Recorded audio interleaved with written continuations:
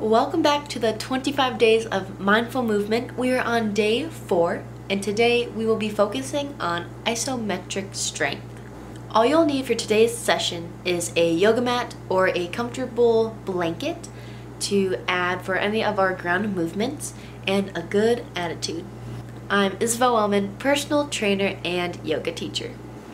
Before diving into this training session, please go through a 10-minute mobility warm-up or dynamic stretching warm-up to get the body ready for these longer holds. The first exercise that we'll be doing today is a wall sit. For all of these exercises, I will leave the rounds that I suggest for each exercise and the amount of time up in the corner, and we'll go through each one time in this video to keep this clip a little bit shorter than the last couple of days. For a wall set, you'll want to find a wall that you can put your back up against, and you will slowly begin to lower yourself down until your legs are in a 90-degree angle with the floor. We'll now hold this wall sit for 1 whole minute. When you're in this position, think of pressing down through the big toe and the pinky toe as you lift up through the arch. Squeeze the glutes and try to tuck the tailbone down so that your entire back is against the wall. Roll the shoulders down and back away from the ears. Broaden the collarbones. Arms can be down at your sides. They can be on your lap. They can be out in front of you if that helps. And we're focusing on the core. For these isometric holds, it's important that we use all of the practice we did going through and holding those yoga poses into this practice. We have about 10 more seconds until we can stand back up. You're doing amazing. And we can get on up. Our next exercise will be a squat hold. So all of these movements will be fundamental, basic, isometric movements where we are static. We aren't lengthening or contracting the muscles. We're simply holding them and seeing how long we can keep them stable and working in our favor in that one position. So we will have our feet hips width distance apart. Arms can come up, and exhale as you reach the hips back. And we'll start our 1 minute hold here. Your arms can stay up, they can go out in front of you, you can hold them in the middle of your chest, but see if you can get your thighs parallel with the mat or the ground. Feel free to find a comfortable spot for your squat. Instead of popping your butt out, please try to tuck that tailbone down to protect the lower part of your spine and the sacrum. We want to make sure that we're nice and neutral in the body. And remember to keep breathing.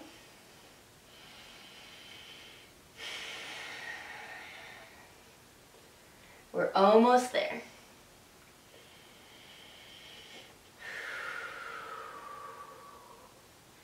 And in 5, 4, 3, 2, and 1. Up next is a calf raise hold. So we'll be hanging onto a wall, a couch, a chair, or you can challenge your balance again. But we're going to lift up onto both of our toes and hold this position. And the more comfortable you get, the more you can squeeze the calf muscle and press down through the entirety of the toes. I want to focus on the calves today, so I'm going to hang on to something to stabilize myself.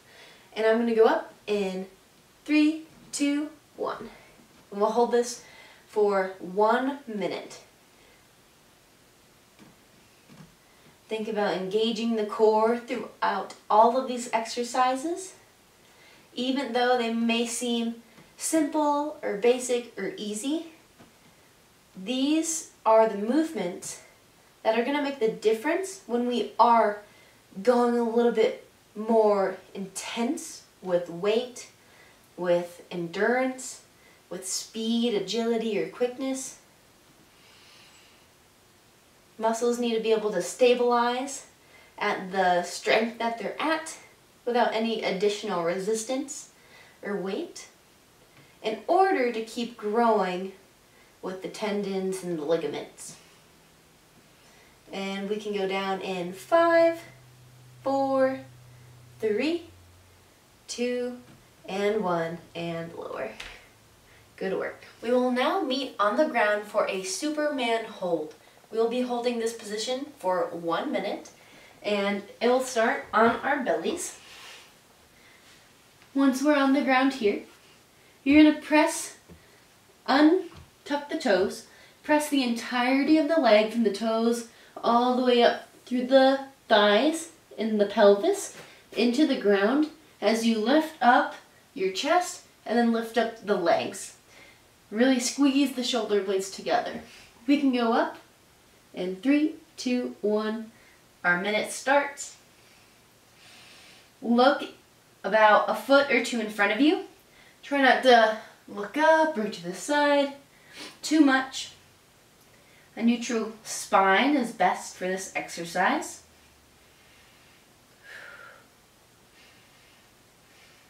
Squeeze the muscles of the tummy.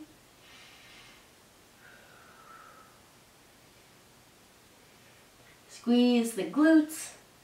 See if you can lift the legs higher.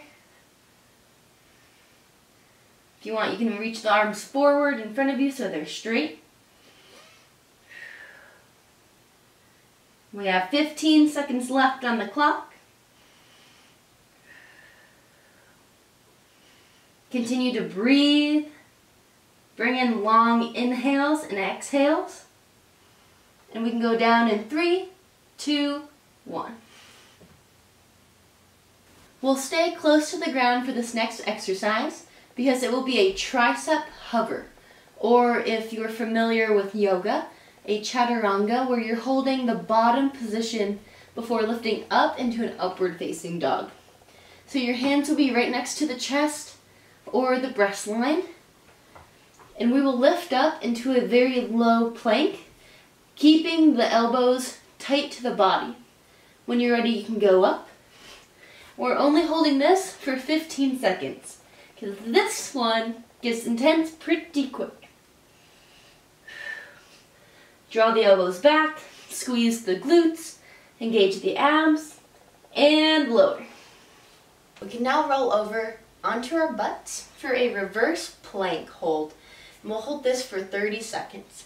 So we'll place our hands right behind the hips, fingers facing the toes or the feet. We're going to lift the hips up off of the ground. We can go up in 3, 2, 1. In this position, adjust your feet. You can walk them out. Draw the toes back towards the face. Reach the hips upwards. If it feels safe for you to do so, you can allow the head to draw back and hang. Or you can keep it in an upright position.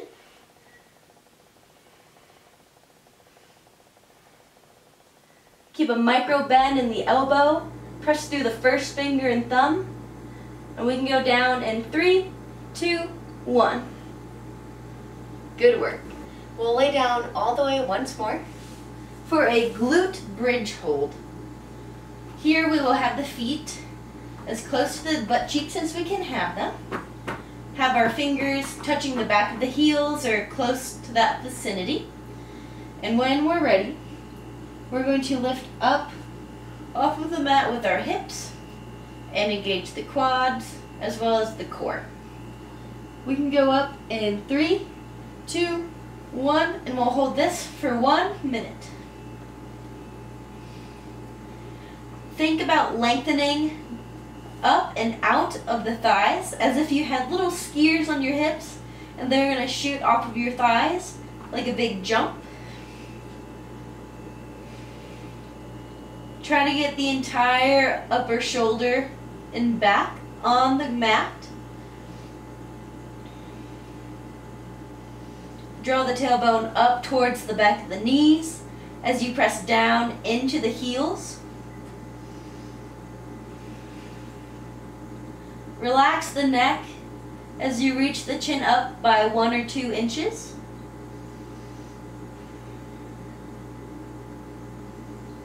And focus on your breath.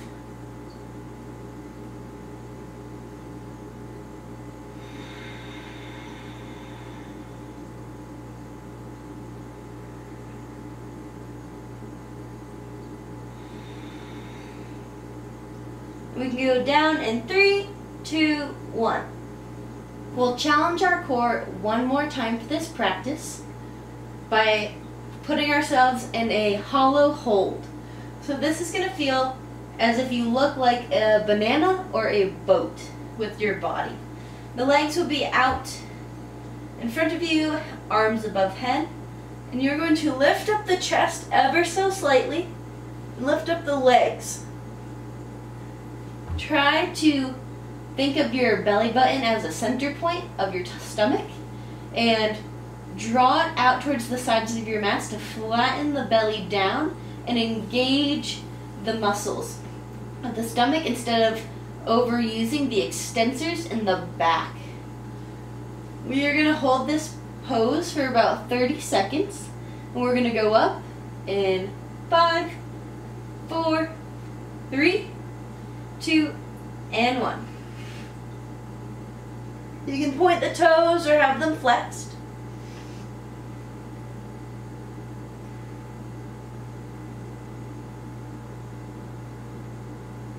We're already 15 seconds in.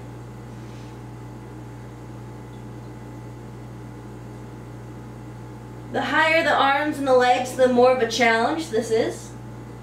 And we'll go down in 5, 4, 3, 2, and 1. We'll roll over onto our knees and we're going to come into a high plank. So, your hands will be under the shoulders so that the wrists are under the shoulders. We'll reach each foot back and we'll be in a high plank. We'll go up in 3, 2, 1. Here, reach the heels back behind you. Press through the first finger and thumb with a slight micro bend in the elbows. Keep the gaze down with a neutral neck. Draw the navel up towards the spine. Squeeze the glutes. Press out of the hands and into the shoulders as if you're rounding your back slightly. And keep the bum down. We don't want to look like a house or a teepee. We want to look like a plank of wood. We have less than 15 seconds left. Continue to focus on that breath. 5, 4, 3, 2, and 1. For our last exercise, we will be going inverted. So if you have any fear about going upside down, no worries. This is a really easy and basic move to get more comfortable with being upside down in a safe way where you have complete control of your body. If you still feel like this is too intense, no worries. I do recommend getting upside down at least for 30 seconds every day to give you a new perspective to help regenerate the blood flow. You can go on your couch and allow your head to be lower than the rest of your body, and that is a great first step. For this exercise, we are going to be doing a elevated handstand hold. So, whether you're comfortable with going up on your knees or onto your feet is up to you. We're going to start with the feet, or our hands down on the ground, and lifting one knee at a time onto whatever we want to put our feet on. I'm using a dog food bin, but you can use a chair, a couch, a wall if you're that talented, whatever you have available. This is the first option to get comfortable with being upside down and to engage the upper body. The second option will be going up onto the feet so that you're looking back at your feet. Once you've decided which handstand hold you'd like to go into, let's get into it. We'll hold this for 30 seconds.